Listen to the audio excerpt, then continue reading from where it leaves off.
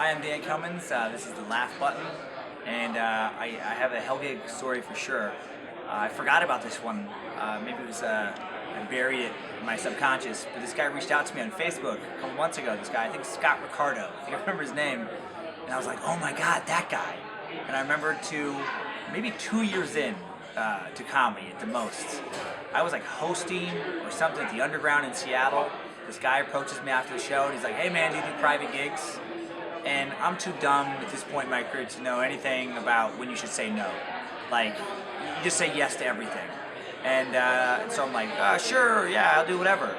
And he's like, yeah, we got these coaches that meet up once a year, kind of like a little roast and stuff. Like, I have no business roasting or doing anything, but I want any kind of gig I can get. And so no matter what he says, I'm like, yeah, good. He's like, well, it's out in the country a little bit. I'm like, no worries. He gives me the address. And this is phone map. And so I get like a map quest, and so I can't really tell how far in the country it really is. It's just a place on a map.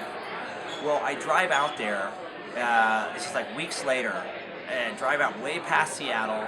I'm living in Spokane, so it's a especially long drive for me. It's like 5 hours from where I live. And I go farther and farther out in the country. I'm like, oh shit, I'm starting to get a little nervous. There's nothing around. It's dark, and then my cell phone bars go down, to 1, then down to nothing. So now I have no cell phone reception.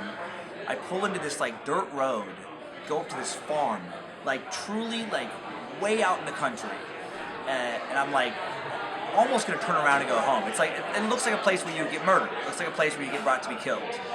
And I go and I'm like looking around. He said something about a barn, but I thought in my mind he's kind of being silly. It's like that's what they call it, but they've renovated it and it's like a convention center now type atmosphere. No. There's a barn, dirt floor, where animals have been fed recently. And there are 6, and again, I'm expecting a show of 30, 40, 50 at least. 6 guys, middle-aged guys, who sit in the corner of an actual fucking barn. And I walk over and I'm like, is this right? And all of a sudden I see Scott. He's like, hey buddy, hey, he takes me aside. He's got a little rinky-dink Fisher-Price type mic tied into the speaker situation. He has this little rinky-dink situation. And one little weird light, and then folding chairs with this small group of men, and I'm like, and there's just a weird vibe. They've been drinking, and I'm like, I'm gonna die. I'm gonna die here tonight. This is gonna be. No one knows where I am. I didn't even tell my wife at the time what the address is.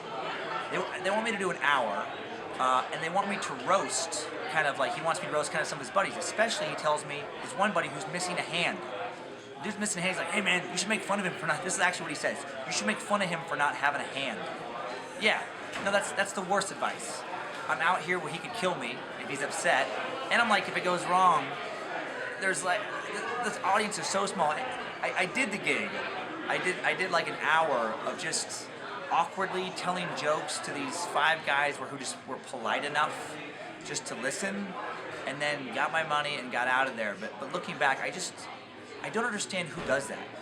Who's I'm gonna go to a comedy club, find somebody that I think is funny, and then bring them to my fucking barn out in the country to amuse 5 of my friends for an hour. The guy's a maniac. So Scott, if you ever see this video, I will never work for you again. You were a great guy, but don't ever get a hold of me. No more barn gigs.